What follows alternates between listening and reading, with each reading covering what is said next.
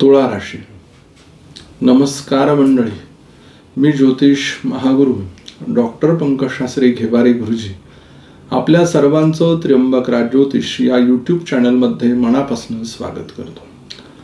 आज आपण 2026 या वर्षातील एप्रिल महिन्यामध्ये होणारं ग्रहांचं राशी परिवर्तन आणि या राशी परिवर्तनाचा तुळा राशीच्या जातकांवरती होणारा परिणाम या विषयाची माहिती पाहणार आहोत.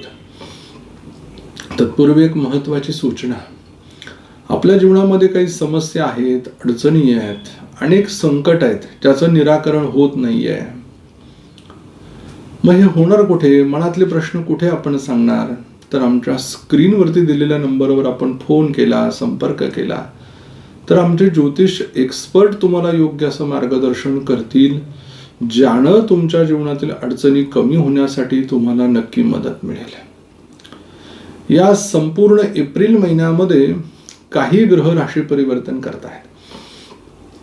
यात प्रामुख्यानं 2 एप्रिल या दिवशी मंगळ ग्रह मीन राशीमध्ये राशी परिवर्तन करतोय. 10 एप्रिल या दिवशी बुध ग्रह मीन राशीमध्ये राशी परिवर्तन करतोय. 14 एप्रिल या दिवशी सूर्य ग्रह मेष राशीमध्ये राशी परिवर्तन करतोय. 19 एप्रिल या दिवशी शुक्र ग्रह वृषभ राशीमध्ये राशी परिवर्तन करतोय. 30 एप्रिल या दिवशी बुध ग्रह मेष राशीमध्ये राशी परिवर्तन करतोय. या राशी परिवर्तनाचा तुळा राशीच्या जातकांवरती नेमका काय परिणाम होणार आहे ते आपण ह्या व्हिडिओमध्ये पाहणार आहोत. प्रथम स्थान, ज्या स्थानाला आपण तनुभाव, लग्नभाव असं म्हणतो, या स्थानाचा स्वामी शुक्र ग्रह हा 19 एप्रिलला राशी परिवर्तन करतोय. म्हणजे काय तर पहिले 19 दिवस तो सप्तम स्थानामध्ये विराजमान असणार आहे.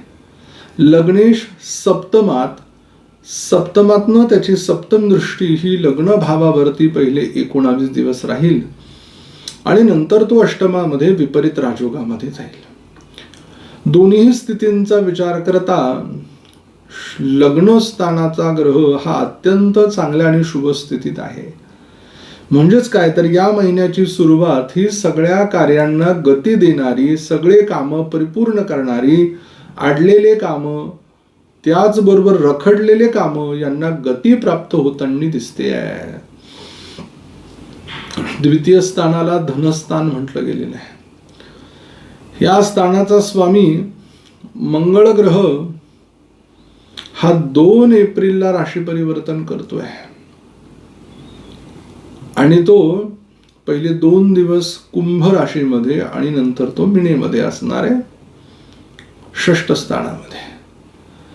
मग पहिल्या कालखंडात 2 दिवसांमध्ये शिक्षणासाठी काही पैसे खर्च होणार आहेत. मग मुलांसाठी असेल किंवा वैयक्तिक तुम्ही काही स्पर्धा परीक्षा देत असाल आणि ज्या वेळेला तो षष्ठामध्ये जाईल त्यावेळेला थोडेसे आरोग्यावरती पैसे खर्च होतील परिवाराच्या. मग त्याच्याने आपण निगेटिव्ह होऊन जाण्याची काही गरज आहे का? नाही. जिथे गरज आहे, आवश्यकता आहे तिथे पैसे खर्चच केले पाहिजे आणि जिथे नाही आहे तिथे थांबून घेतलं पाहिजे. या महिन्यामध्ये डॉक्टरांची भेट ठरलेली आहे घरातल्यांची. तृतीय स्थानाला पराक्रमाचं स्थान म्हटलं. या स्थानाचा स्वामी गुरु ग्रह भाग्यामध्ये विराजमान आहे.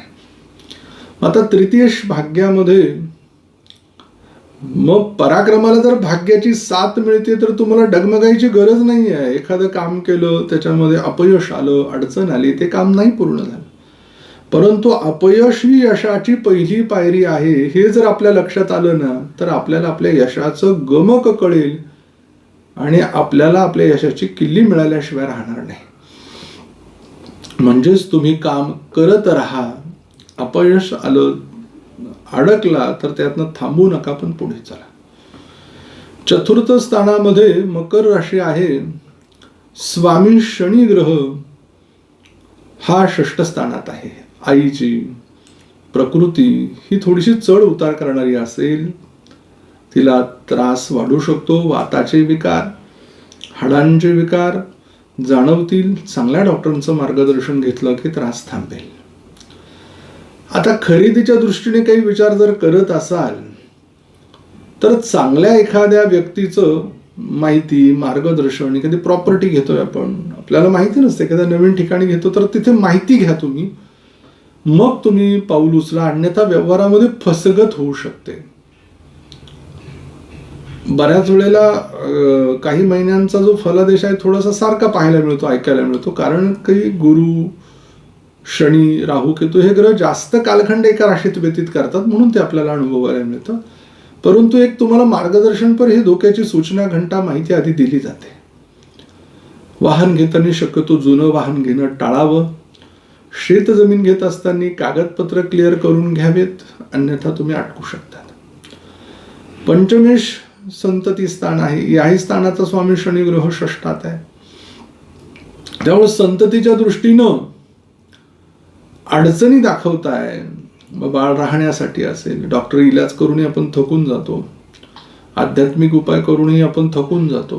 मग अशा वेळेला आपण काय काळजी घेतली पाहिजे की ग्रहांची थोडी साथ आपल्याला नाहीये, मग माणूस लगेच अर्ध्या तास डॉक्टरांची ट्रीटमेंट बंद करत, काय देवावर माझा विश्वास नाहीये म्हणून तो करत नाही. असं नसतं. प्रत्येक गोष्टीला वेळ, योग पण यावे लागतात. तर तुमचे योग अजून तेवढे सक्रिय आणि बलवान झालेले नाहीयेत, एवढं लक्षात घ्या. पण तुम्ही सातत्य ठेवा, ते काम तुमचं पूर्ण होईल. षष्ठाला रिपुरोग स्थान म्हटलेलं आहे. या स्थानाचा स्वामी गुरुग्रह भाग्यात आहे. त्यामुळे नोकरीमध्ये बढती, नोकरीमध्ये पगारवाढीचे योग, हाताखाली काम करणारे कामगार चांगल्या पद्धतीनं करणं, मातुल घराण्यातील लोकांचा सपोर्ट, अशा अनेक गोष्टी आहेत. सप्तम स्थान, या स्थानाचा स्वामी मंगळ ग्रह 2 एप्रिलला मीन राशीमध्ये येतोय. मग पहिले 2 दिवस तो पंचमामध्ये वास्तव्य करेल. मग प्रेम विवाहाच्या दृष्टीनं किंवा आपल्याला आपल्या मनातलं प्रेमाचं बोलायचं आहे, त्या व्यक्तीला खूप दिवस झाले सांगायचं आहे, व्यतीत होत नाहीये, सांगता येत नाहीये, ते तुम्ही व्यक्त होणार आहात. आणि ज्या वेळेला तो षष्ठात येईल, तर बऱ्याच वेळेला कुटुंबाशी निगडीत व्यक्ती, नातेवाईकामध्ये विवाह होतो. ऑफिसमध्ये काम करणारी मुलगी, मुलगा यांचेही प्रेमसंबंध जुळतात आणि त्यांचा विवाह होत असतो. भागीदारीच्या दृष्टीने विचार करा तर मैत्रीमध्ये केलेली भागीदारी यशदायक आहे. विवाहाचे योग उत्तम आहेत. अष्टमामध्ये शुक्र ग्रह 19 तारखेनंतर विपरीत राजयोग करेल, तोपर्यंत तो सप्तमात असेल. त्यामुळे अचानक धनप्राप्ती योग पती पत्नींच्या कष्टाने, कोणी तुम्हाला असं मिळवून देणार नाहीये. पण 19 तारखेनंतर अचानक म्हणून झालेला धनप्राप्तीचा योग, वडिलोपार्जित काही कोर्ट केस, कुठले मॅटर चालू असेल, जमीन जागेचे, त्यामध्ये यश प्राप्त होताना दिसत आहे. भाग्यस्थानामध्ये मिथुन राशी आहे. स्वामी बुध ग्रह हा 2 एप्रिलला क्षमस्व भाग्यस्थानाचा ग्रह बुध ग्रह हा आधी 10 एप्रिलला राशी परिवर्तन करतोय आणि नंतर 30 एप्रिलला करतोय. म्हणजेच काय तर या भाग्यस्थानातील बुध ग्रहाचं विवेचन करायला घेतलं तर तो आधी पंचमात असणार आहे 10 दिवस, नंतर तो 20 दिवस असणार आहे षष्ठात, आणि नंतर तो 1 दिवस जाणार आहे सप्तमात.